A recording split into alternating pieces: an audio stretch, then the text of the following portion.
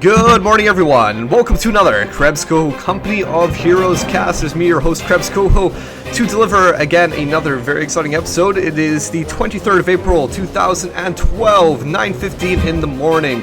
So early stuff. Haven't even had my breakfast yet. My back is totally blowing out because of a gym session I had about a half week ago. Still completely blowing out. It's the sort of sensation of it has no support.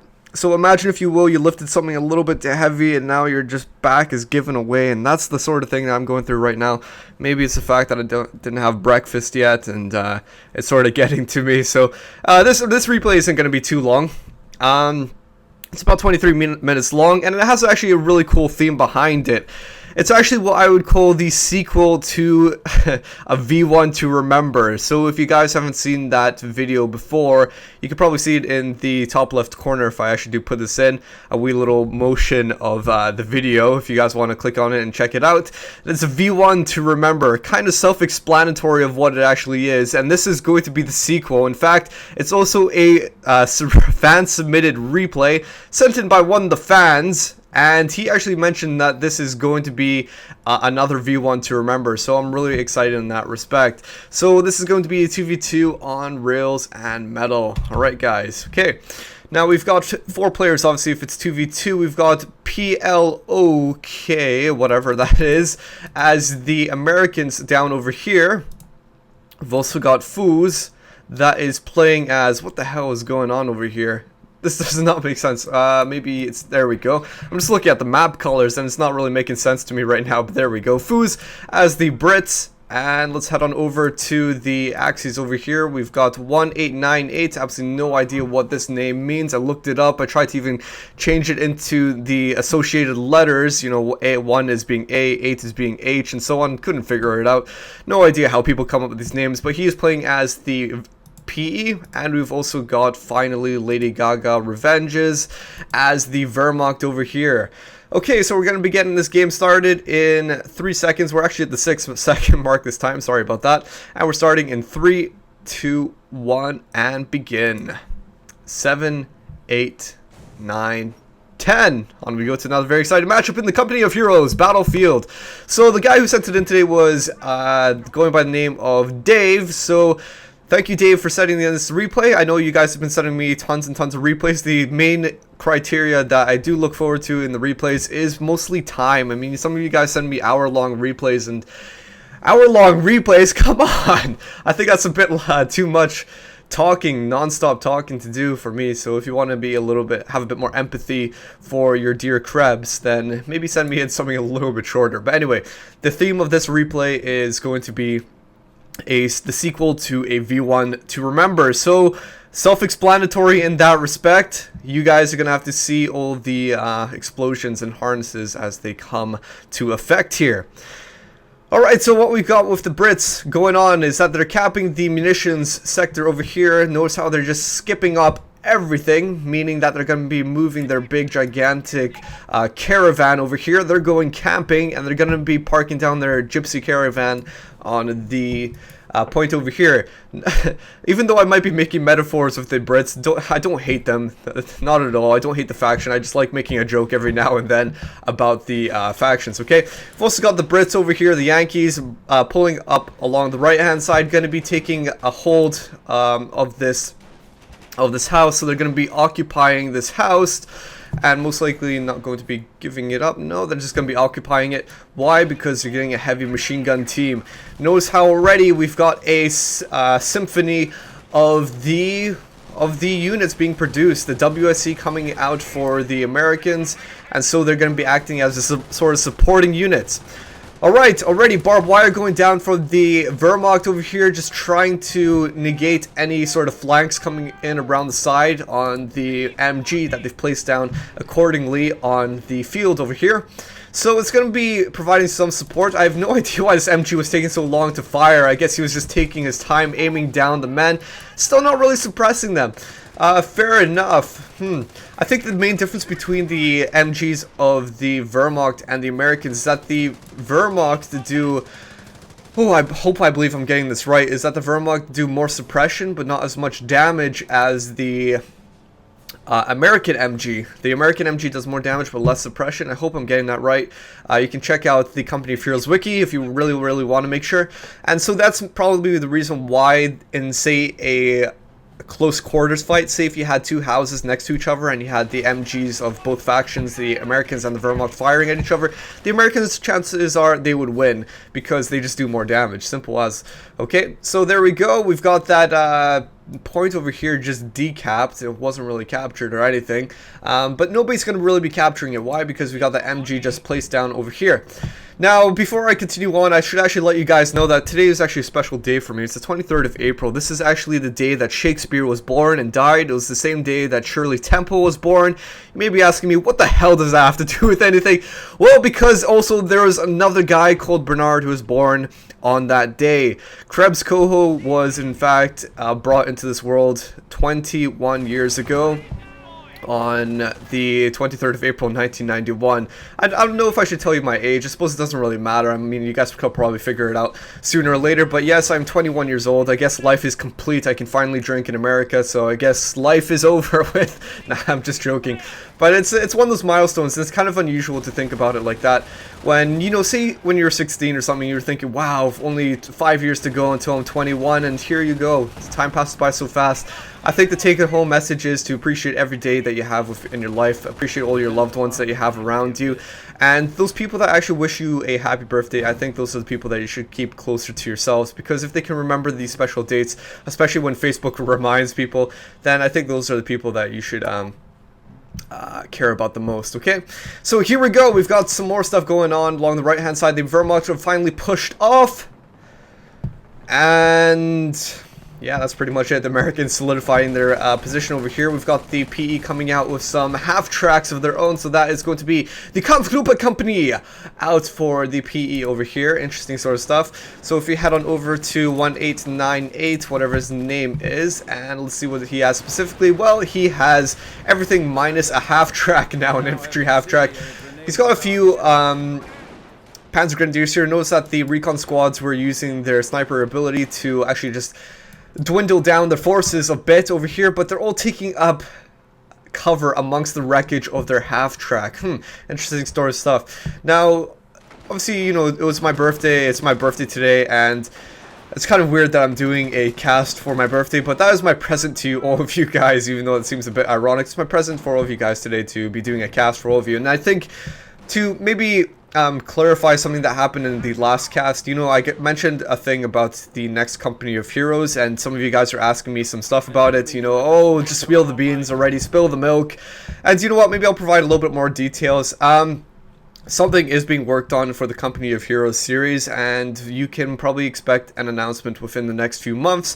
I'm not going to mention specifically which event it is, but maybe look forward to what possible events are coming in the next few months, and that will probably give you a good idea of what and when it might be coming. Okay, so there we go. That is my wee birthday present for all of you. It wasn't much. I know it's not tangible. If I could give all of you guys £10, I would do so, but I can't.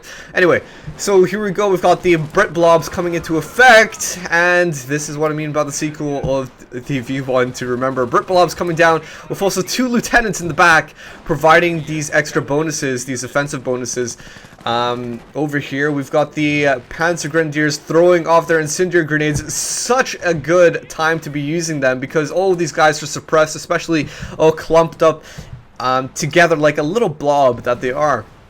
And so those incendiary grenades, definitely a good thing to be going for. I actually noticed some Brit players nowadays, I actually noticed in one of the comments, I believe it was maybe the last replay, maybe it was another one, I can't remember. But he mentioned specifically that he doesn't build trenches anymore when he's playing against the PE. Why? Because the PE are almost always guaranteed to have incendiary grenades, pretty much effectively countering the whole point of having a trench. So, interesting sort of stuff that people have learned to I don't know, maybe give up their strategies against PE, you know, adapt a little bit. What's the point of getting a trench if you're going to be so easily taken out by Panzer Grenadiers? So there you go. I mean, everything has a counter against each other. Now, we've got the Brits that place down this very strange and uniquely placed Vickers machine gun emplacement. What do you guys think about this? Do you agree with the positioning of this and how it's pointing this direction? I mean, sure, it can actually suppress anything that's coming through this choke point.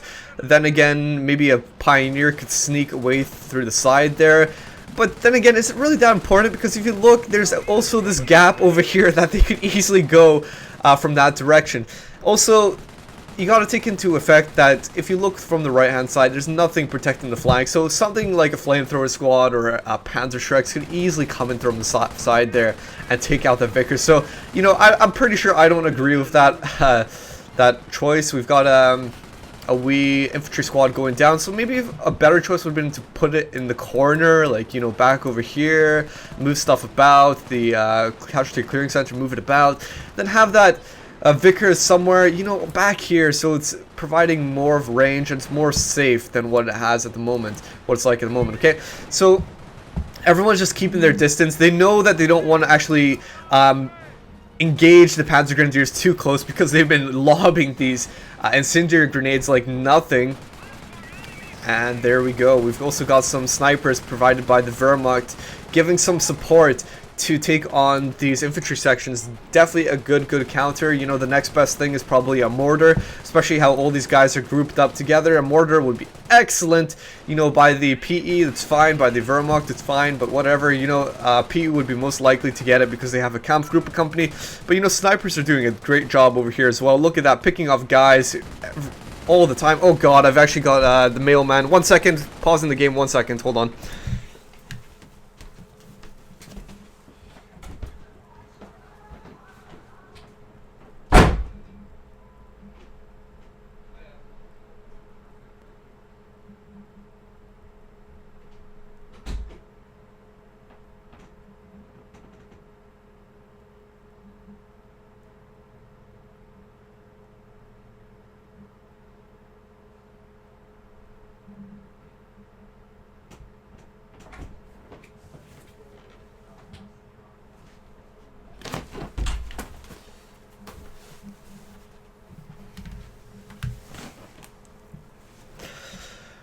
Okay, and we're at the 9-minute and 12-second mark, and we're going to be starting again in 3 seconds. So in 3, 2, 1, and begin. 13, 14, 15, 16, 17. Okay, sorry about that, guys. Sorry, it's just the mailman right there. I didn't want to lose my packages. And, you know, just become a whole sort of frustrating thing of having to go pick it up tomorrow, get it redelivered in 2 days. So can't really be bothered with that, okay? Oh, what is this that we have out by the Americans? The Americans providing some support here with snipers of their own, 2 double snipers coming up against Lady Gaga's Revenges snipers. He doesn't even realize that they're snipers. Oh my god, look at what was going on. Perfect usage of a ability there. So let's head on over to, what was his name specifically? Plok. Let's head on over to Plok. Airborne Doctrine. There we go, using that recon run to reveal every single sniper, both being taken out by the American snipers there. We've got Firestorm coming down, and look at all these bodies being scattered over here. Luckily, a majority of these men still alive. The squad's most importantly still alive. At least they're not dead. They can reinforce them. But these costs of reinforcing all these guys must be really going up here. Yeah, in fact, just look at it.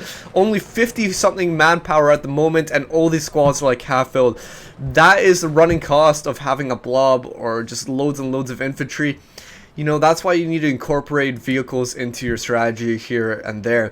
That's why a lot of people like actually going for the field support truck and, you know, getting stewards and stuff like that, just because, you know, all these running costs with the British infantry, especially how much they cost to even buy these squads. It's something that maybe it's not a great idea to have so many units out in the field, okay? Here we go. Snipers just trying to fall back a little bit because they see that there's an infantry half-track right there. What are they doing? Oh no, don't tell me they're being revealed by the Schimmwagen. Yes, in fact, they are being revealed by it. Are they going to get away? Yes, they are, but the Brennan carrier is going down. And oh my god, did one actually die? Yes, one died. How the hell did he die? Was he counter-sniped or something? I don't believe he was. Just looks like maybe the infantry half-track just actually killed him. Another firestorm coming down on top of all these guys here, but they were actually out of that area, so nothing was really killed. Let's head on over to all these factions and see what they're going for. You can see that there's a Churchill tank out for Phuze, so he's going to be going along that route. supplementing his army, his forces with Churchills. Do you guys agree with that? I mean, let's think about this. If his blob, if his infantry is costing so much manpower, does he really need to spend more manpower? 600 for a Churchill tank? I'm not sure if I could agree on it, but hey ho. Let's head on over to Plok. He's got that airborne doctrine selected, so he made really good usage of the recon run, killing both of those Wehrmacht snipers there. You know, a lot of people tend to stray away from the airborne doctrine nowadays. Reason being because they don't really like it. You know, they'd rather go for Rangers or armor doctrine and get Calliopes and Pershings and stuff like that. You know, I suppose the airborne doctrine is probably the least favorite out of all the doctrines for the Americans, but it can still be used to good effect, especially against large sniper spams. The recoilless rifles are really good against vehicles. They are costly, however, I'm sure you can make some good use out of it. I've seen people who have large accumulations of munitions where they hold the munitions pretty much the entire game, all the vital munitions points, and then they spam bombing runs and strafing runs. I've seen that used to really good effects. If you want to see a good game, check out Sandland and his bombing runs. Absolutely amazing stuff what he was doing with these bombing run spams, just absolutely annihilating everything. So here we go. What we've got is that the Brits are having to fall back a little bit just because they can't actually maintain a hold of this area. There's too much that the Axis are using to push forward. They've got a few pack guns and MGs, and also just a few Veterans Who 2 squads out over here for the Gewehr 43s. Notice the mine placements. Also the right hand side is pretty much just kind of no man's land. You've got the MG right there, but for how long, no idea. Lady Gaga with another 2 snipers out over here. Oh my gosh, what was that?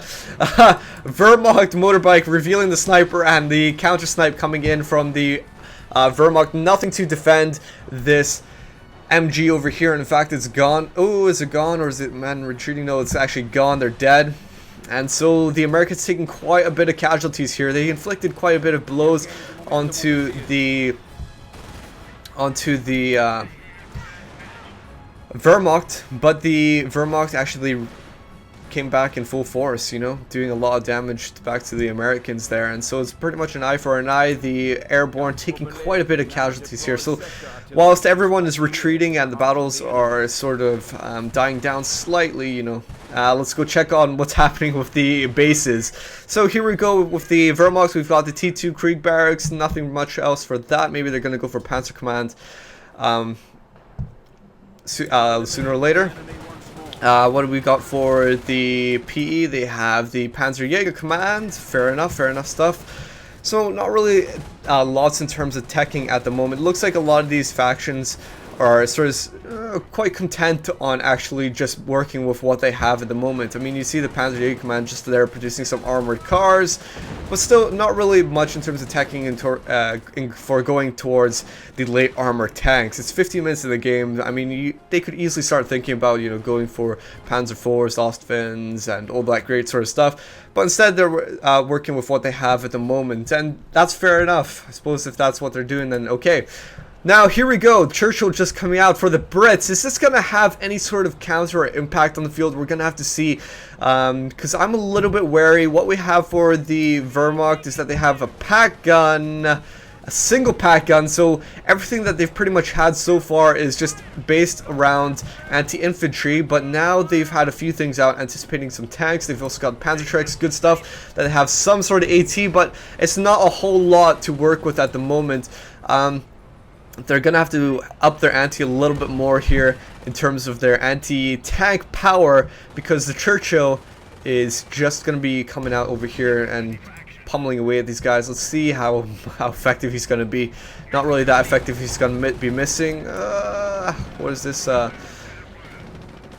What's that? A howitzer shoot of some sort? It looks like some sort of artillery coming down there, but now it's gone. Okay, fair enough. We've also got the airborne just coming down there. I'm not really too sure if I agree with that positioning of them. Maybe they weren't anticipating the snipers being there, but hey ho, they're already taking loads and loads of casualties, especially with the MP44s right there. Oh my gosh, the Churchill going down. 600 manpower gone just like that. You can't be too frontal with these Churchills. I mean, You can be when there's only infantry, but when there's AT and stuff like that, you really need to support them. Notice how he was bringing them in pretty much by themselves with all the infantry back here. Not a great idea. Does he have a lieutenant somewhere? Where's the lieutenant? Where is Mr. Lieutenant?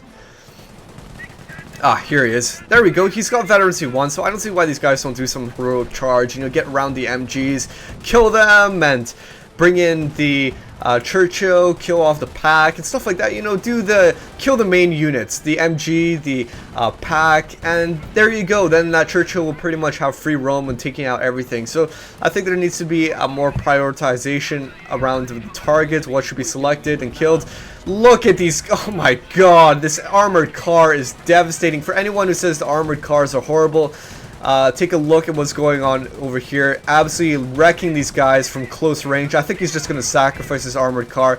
You know, 13 kills racked up there, even though it might be destroyed. Man, he did such a devastating blow on the Brit forces there, annihilating a few squads. 13 kills right over there just before it went down. That was definitely an armored car well spent. Its viability pretty much brought on in literally a 10-second space there.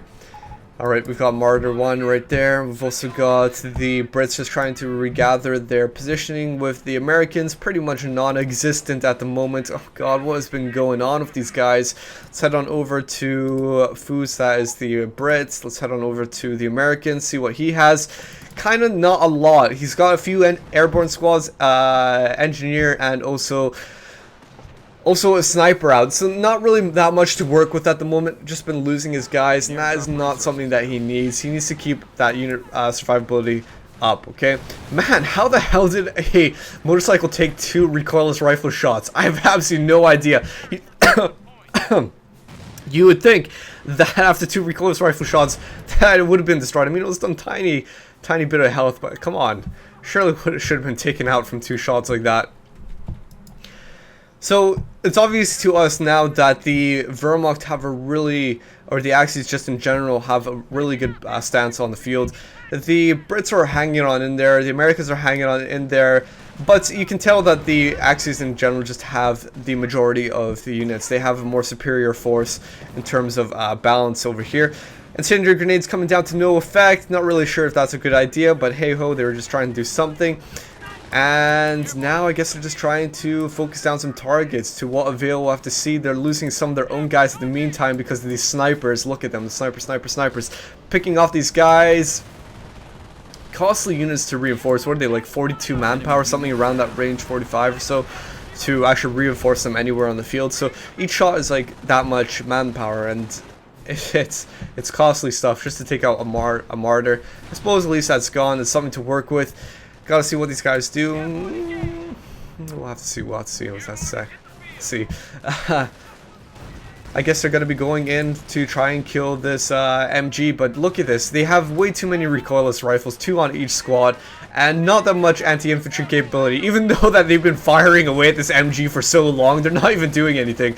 Retreat is gonna be a good option right now. Come on, retreat. I guess he's just trying to reveal a sniper and do something, but I'm not exactly sure what he's trying to do. I guess maybe he's trying to pick it off with his sniper of his own right there. Look at these snipers.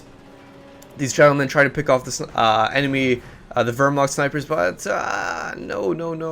It doesn't look like it's going to be happening because all these squads are nearby. Oh gosh. Barely getting out of there. I'd like to see maybe this one retreat as well, because these guys are on the heels of them, unless they're thinking that he went down that way. But I guess yeah, they must have been anticipating that went down that way. But wrong direction indeed. Uh-oh. This is really becoming like a sniper war, isn't it? I mean, this was meant to be like the sequel to a V1 to remember, but now it's becoming like a really hot sniper war. Each faction has their own snipers, and they're just looking out for the enemy snipers. It sort of reminds me of that one Saturday live stream that I had. Remember where I had that all those sniper battles and stuff like that? It reminds me sort of like that. Just all these guys trying to anticipate where the enemy snipers are and get their guys in the correct positions, and you know, stuff like that, right? But here we go. Both sides still kind of like half in terms of the map territory at the moment. The Americans obviously Allies have been down on their VPs here just because they haven't had the majority stance on what's been going on in the field. But that is the inevitable sound of the V1. The V1. The V1.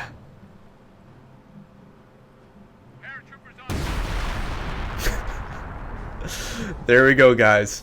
There we go. I'm not going to try to pretend like I'm being shocked or anything, but that was expected. That was expected. When you have a sniper like that, the sniper wars, and you have the V1 being called down, and you have all those blobs grouped up together, I mean, you really just gotta anticipate that. That is Phuze dropped out of the game entirely. Let's actually head on over to Phuze and see what he has.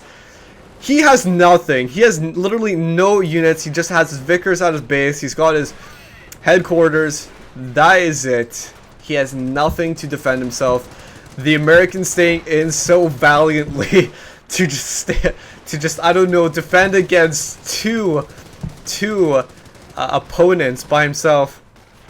I don't know. That's not really that much. Not much to hope for here. And so it looks like all these guys are going to be taking a pounding. Still actually defending quite decently against everything, even despite all of the odds, even despite all of these snipers running away. What are they even trying to do? What is their mission that they're trying to accomplish? Throwing down a strafing run.